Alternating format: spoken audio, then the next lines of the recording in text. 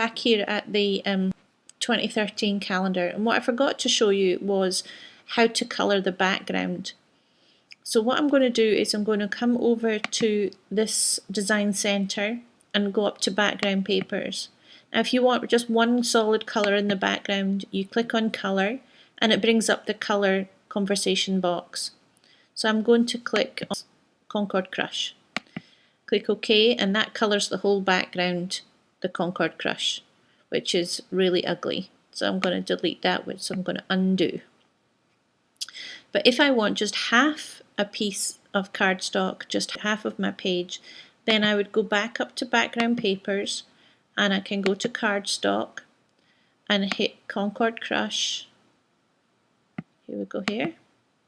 And then add as a page layer. And what that does is it'll bring up a square of the cardstock on my page. And I'm going to just do half of the page this colour, so I'm going to drag it to where I want and increase the size of it, and it'll tell me it's going to pixelate, but this is cardstock, it's a solid colour, this is not going to pixelate unless I make it huge. So I'm going to click OK. Now what this has done is this has put this piece of Concord cardstock on top of everything else. When you create a project in MDS, it has a background, and then each thing you put on is another layer on top of it. So imagine that these flags, I had put them onto a piece of acetate and laid that on top of the white background, and then I'd put red flags, red pennants on a piece of acetate and laid that on top. So there's different layers. There's 1, 2, 3, 4, and then the 2013 is 5, and then the text is 6 is 2013, and then I've gone ahead and put the Concord Crush piece of cardstock on top. Now what you want to do is take that layer back, and there are several ways to do that. You can go to this icon here on the icon menu, which is layers, manage layers, or you can do arrange, order, layers, or the shortcut key is Shift Command L. And it brings up a list of your layers, and when you click on that name, it tells you, it shows you on the right hand side the preview of that item. So there are my pennant stamps, and here's my Concord Crush. It calls it a photo just simply because of the way the program manages it. So I'm going to drag that down to the bottom and click OK. And what it does is it's put the Concord Crush behind all the rest of the layers. So the 2013 numbers, the text and the pennant are all in front of the Concord Crush. Now the only thing with this is, now that it's at the back, if I had had it up here at the back, I then tried to select it, I'm going to be selecting the stamps. It's very difficult to select your cardstock because it's behind everything else, and that's why we have the layers. This is a new thing in MDS2, which is just wonderful. So I'm going to take the photo again, which is the Concord Crush, bring it to the top, click OK, and then I can manipulate that to where I want it on the top, and maybe change the opacity a little bit, just so that it's a slightly different colour to let you see. And I might actually extend the size of it a little bit to bring it down to these pennants. It won't pixelate because it's cardstock. But this again is on the top, so I go to arrange, order, layers, take the photo, drag it down to the bottom again, and then everything's on top. Okay, but that's still ugly, so I'm going to get rid of that. I've just hit delete on my keyboard. So that's how you change the background. You can also add in designer paper in your background, whichever one you want. These are all the ones that I've purchased or that I got in designer kits or that I purchased independently. So let's just go with anything. When I click on the name of the designer series paper packet, and when I click on the arrow and the name, like 1 through 11 in this case, 1 through 12, it shows you on the right hand side the a preview of your page. And again, if I just click OK, it covers the whole lot of my page. If I click as a page layer, I get that small square in the middle of my page that then I can manipulate. So I'm going to add it as a page layer, and I have my designer paper, and I'm going to take it to the corner and drag it. Okay, and then if I want to send it backwards again, I go up to my arrange, order layers, and I'm going to take my Howl's tooth and scaling bone down to the bottom behind everything, and it's behind. The other thing you could do is double click on your designer paper, and then you can move that rectangle around anywhere on your designer paper. And what this allows you to do is to concentrate on one aspect of the designer papers. So this is really good with some of those pieces of designer paper that have a specific flower in one area. You know, the 12 by 12 sheets that we get that are more for scrapbooking. They have an element on the page and you want to concentrate on that element. So I'm going to get rid of that because that's also quite ugly. The custom, you can make anything your background. So you can go into your photos and put in a photograph as the background. Then we're going to on to February now that I've shown you how to do backgrounds. And in the February calendar, there's a scallop punch and a box, and there's also a little heart embellishment. So to find the embellishments that you want to use, click on embellishments, and again I'm using this side, the right hand side, but to find embellishments you can click on the flower on this side or on the flower on the icon menu.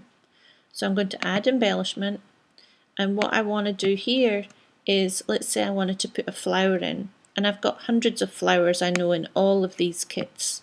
So I could type in flower, and it will bring up all the flowers from all the embellishments in all of the kits that I have. Okay. But here's the one that I want, and it's a heart flower. Now I could have put in heart in this search box, and it will come up with all the hearts that are in my embellishments. And here it is again, the sweetly nested frameable. So I'm going to click on that, click apply, and I'm going to click close. And this is my embellishment. I'm going to rotate it just slightly. Oops, undo, because I've accidentally moved. And I'm going to rotate it slightly and pop it into the corner here. There we go.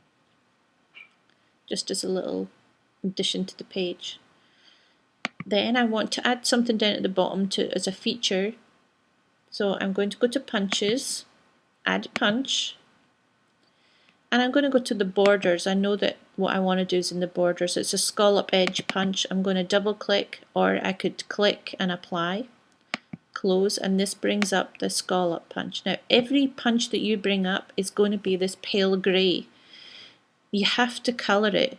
If you don't colour it, it'll turn out this pale grey. The one thing I would advise you to do is whenever you put a punch in, if you do not know what you're going to do with it at first, at least colour it white so that it's obvious on your page.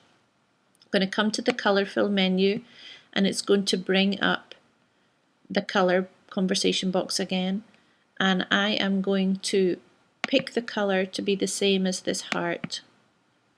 There we go. Now I want two. I want one facing one way, and I want one facing the other way on my page. So what I'm going to do is I'm going to just right click, copy, and then right click, paste. Again, I could have gone up to edit, copy, edit, paste, or I could have done Command C and then Command V. So now I have two scallop punches, but they're both facing one way. So I want this top one to face the other way. So I'm coming over to the conversation box that's over here, and I'm just going to flip, click flip, and it flipped it up. Now I want to cover these knots and crosses and hugs and kisses. So I'm going to add another punch. This time I'm going to go to basics and the square. The square is a go-to for a lot of things. I use it a lot. So I click apply and close, and I have the grey square. I'm going to colour it again with white. So I've clicked on my colour fill. Here's the conversation box. I've clicked on Whisper White and coloured it Whisper White. I bring it down here and then stretch it out and make it a little thinner.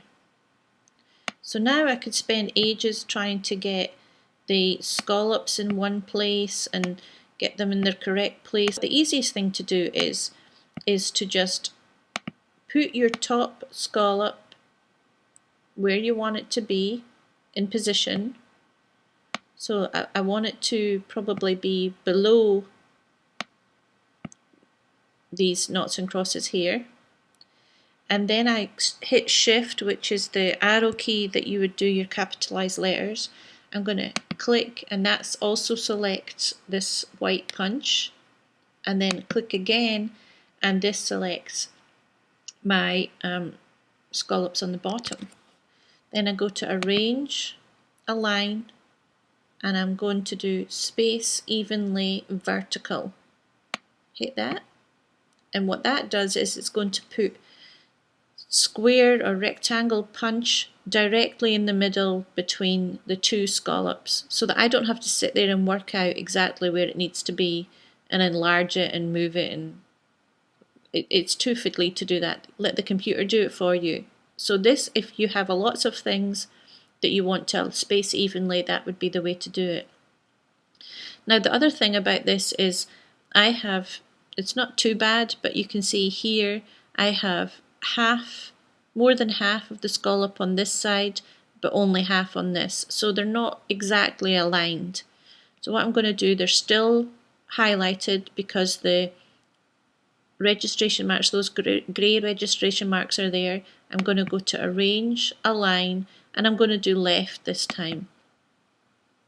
And what it's done is it's taken the two scallops and it's put them directly up from one another, so that's all nice and neat and I don't have to worry about it. I'm going to stop here, and then on the next video I'm going to show you how to change an embellishment.